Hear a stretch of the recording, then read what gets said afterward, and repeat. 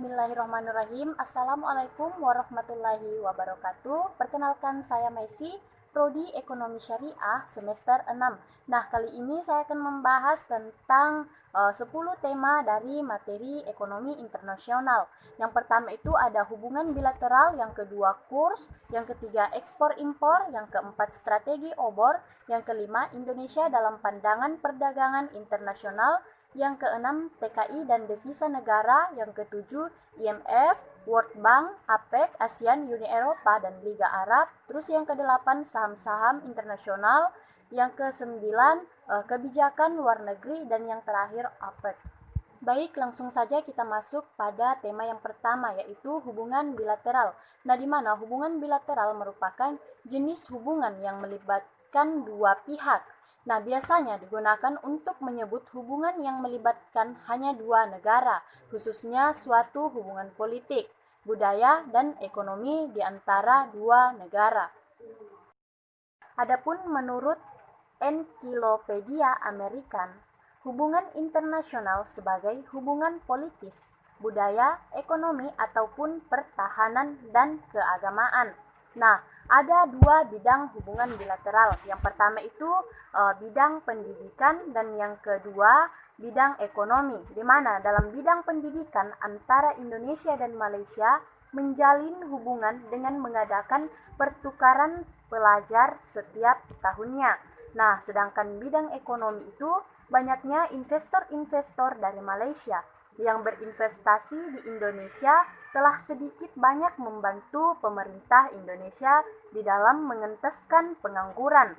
Nah, investor dari Malaysia banyak menanamkan investasinya dalam industri perkebunan kelapa sawit. Selain itu, di Malaysia juga banyak ditempatkannya tenaga kerja dari Indonesia yang bekerja sebagai pembantu rumah tangga atau PRT, petugas medis, pekerja bangunan, serta tenaga profesional lainnya. Langsung saja kita masuk pada tema yang kedua, yaitu kurs. Pengertian kurs secara sederhana adalah harga atau nilai satu mata uang dalam mata uang lain. Kurs biasanya ditetapkan oleh bank sentral suatu negara. Kurs juga disebut sebagai perbandingan nilai. Artinya, ketika kita menukarkan mata uang satu dengan mata uang lainnya, maka akan menghasilkan perbandingan nilai atau harga dari kedua mata uang tersebut. Kurs terbagi menjadi tiga. Yang pertama yaitu kurs beli, yang kedua kurs jual, dan yang ketiga kurs tengah, di mana kurs beli adalah harga beli mata uang yang dipakai oleh bank dalam penukaran uang asing dan para pedagang valuta asing untuk membeli valuta asing. Sebagai contoh, jika Anda menukarkan uang dolar yang Anda punya dengan rupiah, maka Anda menggunakan kurs beli. Kurs jual adalah harga jual mata uang yang dipakai oleh bank yang digunakan dalam penukaran mata uang asing dan yang digunakan oleh para pedagang valuta asing untuk menjual valuta asing. Sebagai contohnya, ketika Anda menukarkan rupiah dengan dolar Amerika, maka kurs yang kita gunakan adalah kurs jual. Terus yang terakhir kurs tengah, di mana merupakan penggabungan antara kurs jual dan kurs beli. Hal ini dilakukan dengan cara mencari rata-ratanya, namun kurs ini jarang sekali digunakan. Kita masuk pada tema yang ketiga, yaitu One Belt One Road atau OBOR, yang juga dikenal dengan sebutan Prakarsa Jalan Sutra Baru, di mana merupakan program yang diinisiasi Presiden Cina Xi Jinping pada tahun 2013.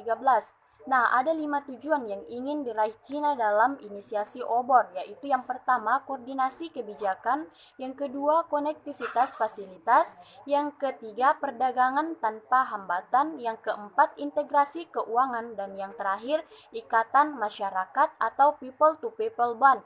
Dalam merealisasikan inisiasi ini, di jalur darat, Cina menggagas infrastruktur jalan kereta dan jalan raya yang memanjang untuk menghubungkan Cina hingga menuju Eropa. Nah, jika dilihat sejauh ini investasi Cina yang berkaitan dengan obor yang masuk ke Indonesia nilainya tak sampai 5 miliar US dollar atau setara dengan 71,3 triliun. Nah, di sini saya mengambil satu pendapat dari Brahma Chelney. Apa yang dilakukan Cina dengan obornya adalah upaya debit trap diplomasi.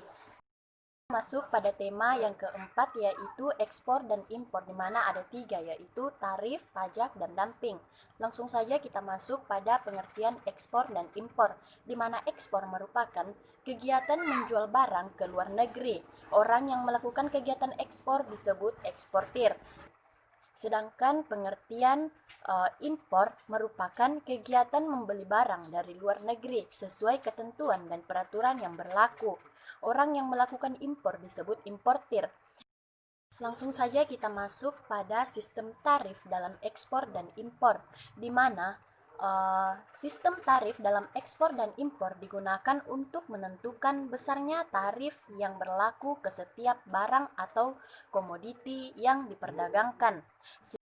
Selanjutnya, pajak ekspor dan impor, di mana pajak ekspor merupakan pajak yang dikenakan pemerintah untuk kegiatan ekspor.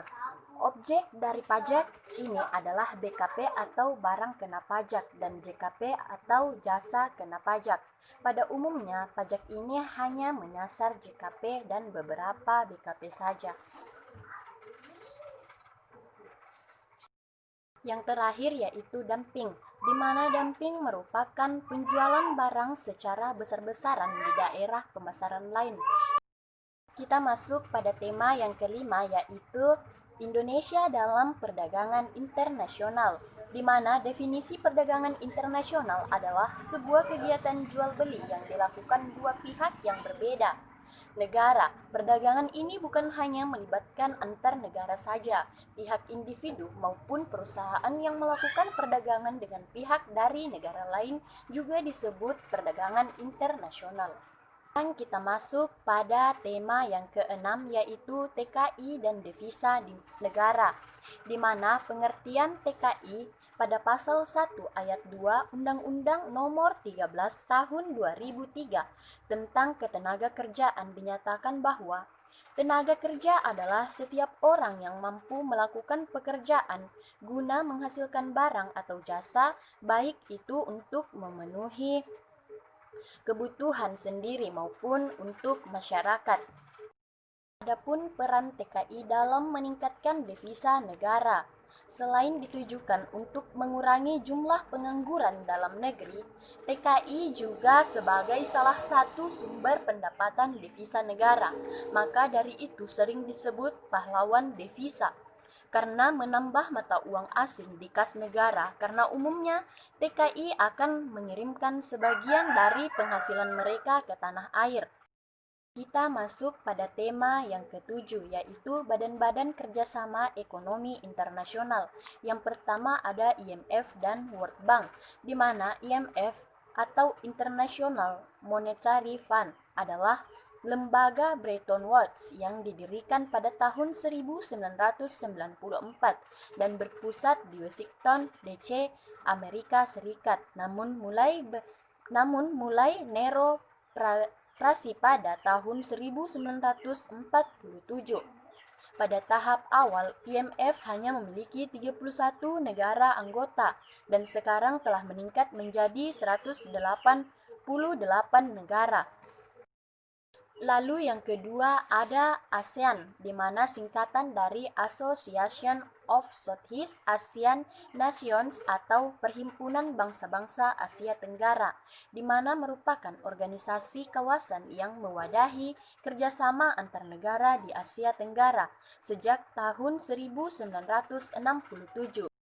Lalu yang ketiga APEC, di mana merupakan Asia Pacific Economic Cooperation atau Kerjasama Ekonomi Asia Pasifik. Nah, APEC didirikan pada tahun 1989. APEC bertujuan mengukuhkan pertumbuhan ekonomi dan mempererat komunitas negara-negara di Asia Pasifik. Lalu yang keempat yaitu Uni Eropa. Sejarah dari terbentuknya Uni Eropa adalah berawal dari kesadaran terhadap dampak negatif dari peperangan di masa lalu. Puncaknya pada pasca Perang Dunia II, menyebabkan negara-negara Eropa yang termasuk ke dalam blok Eropa Barat mendirikan Council of Europa pada tahun 1949. Pengertian Uni Eropa adalah organisasi kerjasama regional di bidang ekonomi dan politik negara di Eropa, juga merupakan organisasi antar pemerintahan dan supranasional yang beranggotakan negara-negara Eropa. Lalu yang terakhir yaitu Liga Arab, di mana Inggris sebagai penguasa sebagian besar daerah Arab pada abad ke-19 menyadari bahwa di Arab telah tumbuh pan-Arabisme. Inggris menyadari hal ini dengan membantu Arab untuk melakukan gerakan revolusi melawan kesulitan Utsmaniyah yang merupakan lawan dari Inggris pada Perang Dunia Pertama. Kita masuk pada tema yang ke-8, yaitu saham-saham internasional. Yang pertama ada IHSG atau singkatan dari Indeks Harga Saham Gabungan. Nah, indeks harga saham mempunyai 3 manfaat utama, yaitu sebagai penanda arah pasar, pengukur tingkat keuntungan, dan tolak ukur kinerja portofolio. Yang kedua yaitu New York Stock Exchange atau NYSE, di mana merupakan bursa efek tertua di Amerika Serikat sekaligus menjadi bursa tradisional terbesar di dunia. Terus yang ketiga ada HSBC, adalah salah satu organisasi perbankan dan layanan keuangan internasional terbesar di dunia, dengan kantor-kantor cabangnya di pasar yang mapan dan berkembang pesat sebagai pelopor perbankan modern, terutama di negara-negara Asia. Yang ketiga ada KLSE, dahulu dikenal sebagai Bursa Saham Kuala Lumpur atau KLSE. Kuala Lumpur Stock Exchange adalah sebuah perusahaan induk bursa yang memberikan layanan berbeda yang berkaitan dengan perdagangan derivatif dan sekuritas dan lain-lain. Yang terakhir yaitu Dow Jones. Nah, indeks Dow Jones merupakan indeks tertua dari indeks yang paling dikenal. Indeks ini pertama kali diperkenalkan oleh para editor dari harian The Wall Street.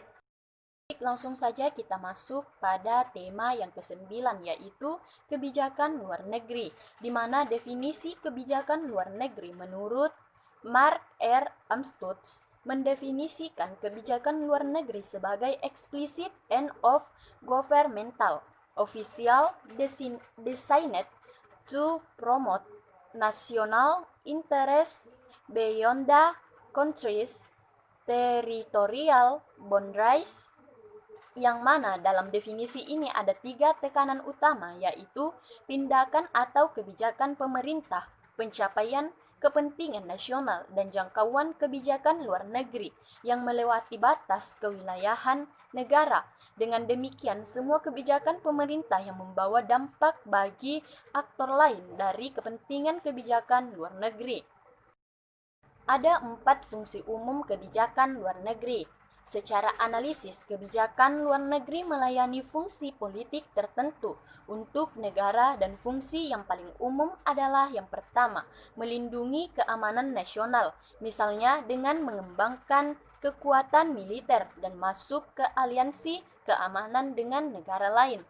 Terus yang kedua yaitu menjaga dan meningkatkan kekuatan ekonomi nasional dan kesejahteraan, misalnya dengan membuka pasar luar negeri untuk ekspor dan investasi asing. Terus yang ketiga yaitu membina pembangunan daerah strategis penting dan negara melalui bantuan pembangunan bilateral dan multilateral. Dan yang terakhir yaitu mendukung martabat manusia melalui misalnya bantuan kemanusiaan dan hak asasi manusia. Adapun tujuan kebijakan luar negeri yaitu ada 3. Yang pertama yaitu tujuan kepentingan dari nilai inti, Terus yang kedua yaitu tujuan jangka menengah. Lalu yang ketiga yaitu tujuan jangka panjang. Baik, langsung saja kita masuk pada tema yang terakhir yaitu tema yang ke-10 di mana yang berjudul Organization of Petroleum Exporting Countries atau OPEC, di mana sejarah OPEC yaitu negara-negara yang menjadi anggota OPEC ini merupakan negara yang melakukan ekspor minyak bumi. Nah, OPEC berdiri di tanggal 14 September tahun 1961 di Baghdad, Irak. Negara pendiri dari OPEC ini ialah 5, yaitu Irak, Iran, Kuwait, Arab Saudi, serta Venezuela. Sesudah penyelenggaraan konferensi Baghdad 10 sampai 14 Agustus tahun 1960 yang diikuti oleh 5 negara produsen minyak di atas markas OPEC pada awalnya ini berlokasi di Jenewa pada tahun 21 Januari tahun 1961 sampai Agustus 1966 yang kemudian pindah ke Wina, Australia. Pada awal dibentuknya itu sudah menjadi kesepakatan bahwa OPEC ini mempunyai tujuan untuk dapat menjaga kestabilan harga minyak internasional untuk kepentingan negara-negara yang menjadi anggotanya. Itulah 10 tema dari mata kuliah Perekonomian Internasional yang sedikit saya jelaskan. Kurang dan lebihnya mohon dimaafkan. Wabillahi taufik wal hidayah. Wassalamualaikum warahmatullahi wabarakatuh.